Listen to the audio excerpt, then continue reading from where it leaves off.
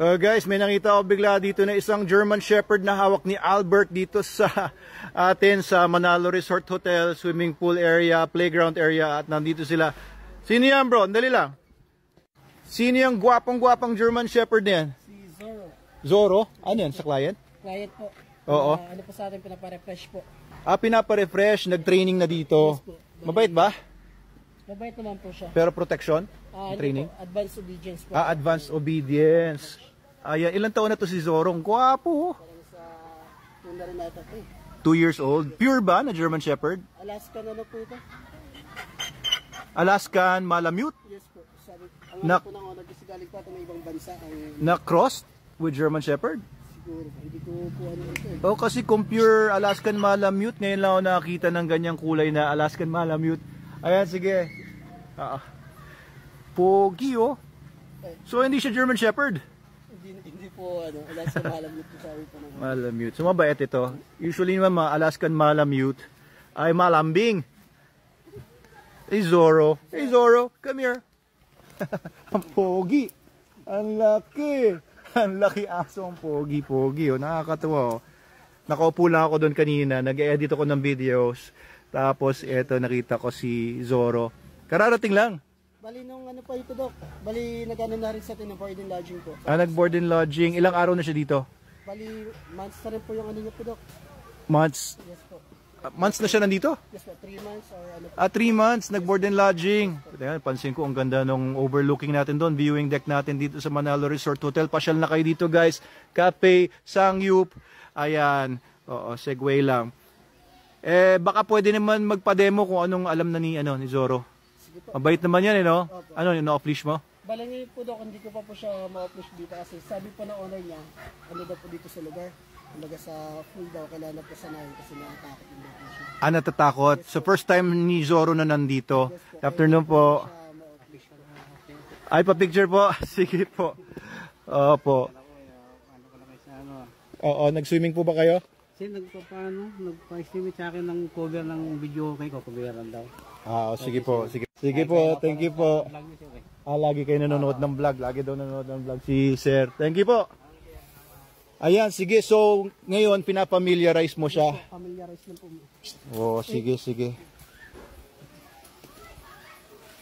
takot po daw po siya. Oh, ilang taon na to? Pagkakaano ulit, parang nasa 2 ata 2. 2 years old? Po, ganun. Ganda, oh. Parang German Shepherd talaga kasi yung kulay niya, yung tindig niya.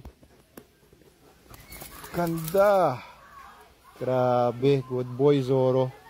So, pinapamiliarize mo. Sige, gawin mo lang yung dapat mong gawin. Susundan lang ita. Ang mga Alaskan Malamute, guys, para din silang mga Siberian Husky. Pero they are generally bigger in size.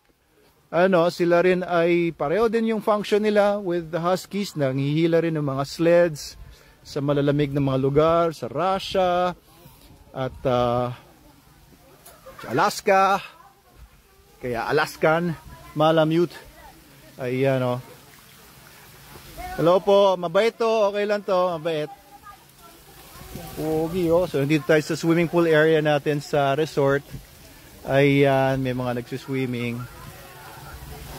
So, pinapamiliarize lang ni Albert, isa sa ating mga trainers sa Manalo K9.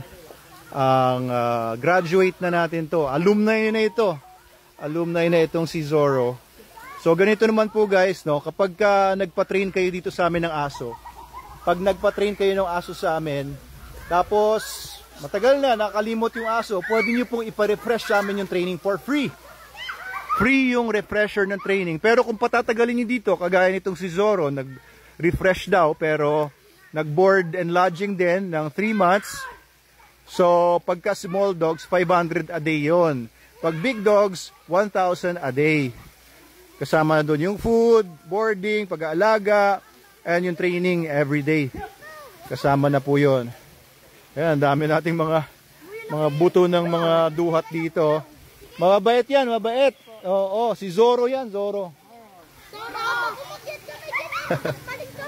Hindi kayo sasakmalin yan, napakabait niyan. Pwede nyo kang yakapin yan Alaskan Malamute yan. Ayan. Oo. Socialize naman siya kahit sa mga bata. Bale, dun din po siya sasanahin po, Dok. Kasi parang yun po yung concern po ni client nung unang training po nila. Oo. Sasanahin po sa lahat, lalo na po sa aso, pusa. Kasi kasama na po yung sa training po natin. Sige. Ayun, ganito.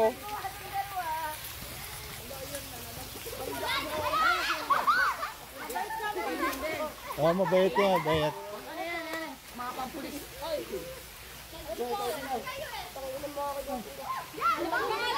Zoro po. Zoro. Zoro.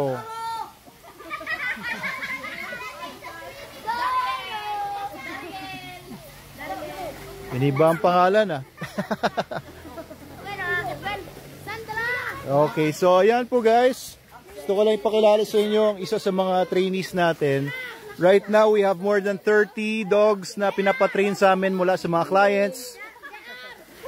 Ayan, so yung 30 plus dogs na pinapatrain sa amin ay tinitrain sa obedience, basic obedience, advanced obedience, protection, advanced protection. Ay, dumating din si Ragnar. Papakilala ko yun naman sa inyo ang aking aso, my personal dog na sa bahay. Baka kilala nyo pa si Ragnar. Ragnar! Ragnar, grabe ang lapad nga ni Ragnar ah. Ragnar! Nakikilala mo pa ako, tagal niyang wala sa bahay. Grabe ang lapad nga oh. Grabe. Parang hindi na ako nakilala ah. Or ano, parang na-stress. Sobrang taas nung sa ano po, Dok, sa biyahe. Sa biyahe? Oh, tanghaling tapat niyo binahe oh. Kapal ng baliwa. Ragnar! Kaya pagpahingayin muna natin siya. Tubig. Painamin. Ako po lang kaunting tubig. Nabigyan mo na? Ang kapal oh. Grabe ang pogi na ni Ragnar. Pero parang indifferent na siya sa akin. Ba't ganun? Ha? Sino ng boss niya ngayon? Ikaw? Si Raymond po yung Si Raymond? Balita ako, matapang daw siya sa iba. Grabe ang lapad oh. Halos kasing laki na niya yung alabay nating sino ba to? Si Rigor. Ragnar. Ayun, nanliit si boss, si Zoro, nanliit. Nangaaway ba ng ibang aso yan si Ragnar? Parang hindi, wala pa naman pong Walang info. Baka mag-away, parehong lalaki. Pero mukhang okay, chill lang naman si Zoro. Sobrang bigat ng kagat Sobrang bigat ng kagat nito. Pinoprotection nga pala nila to si Ragnar. Kaya yung civil niya, Dok. Ayun. Tumaas yung civil drive niya. Tumaas yung yung aggression. Dahil tinitraining nila to sa protection. And ang balita ko, pagka yung decoy ay kinagat na ni Ragnar, pagod na yung decoy, hindi na makapagtrabaho. Ganun ba? Tama ba? Isang kagatan lang, wala na. Isang kagatan lang, wala na? Wala na po, pagod na ako. Pagod na. And laki nito eh. Kasi ito si Ragnar guys, ang tatay nito si Bukol, Belgian Malinois, anak yun ni Logan.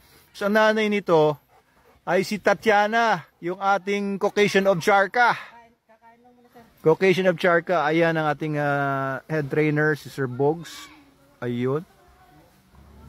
May hawak dito kay Ragnar ay si Faisal. Lucky talaga oh. Ayan na guys, update kay Ragnar. Dito na siya ngayon sa Manalo Resort Hotel. Pero ang haba ng dila bro, baka ma-heat stroke. Lagay mo muna sa malamig na lugar muna. Grabe oh. Diba? Pogi na oh. Yung kanyang anak, nasa bahay. Sino pala pangalan? Dami kong aso eh. Si Lagerta. Nasa bahay. Nandito din yung iba niyang anak. Nandito rin sila. Anong pangalan ng Otred? At saka yung kapatid ni Lagerta dati. Kapatid pa rin naman niya ngayon. Ayun lang guys, so palipat na dito almost completely yung Manalo K9. Dito na tayo sa Manalo Resort Hotel sa Sitio Tutulo, Binangonan, Rizal. Dito na po the home of Manalo K9. Dr. Abel Manalo po ito. Cute ni Sir Justin, nagsiswing.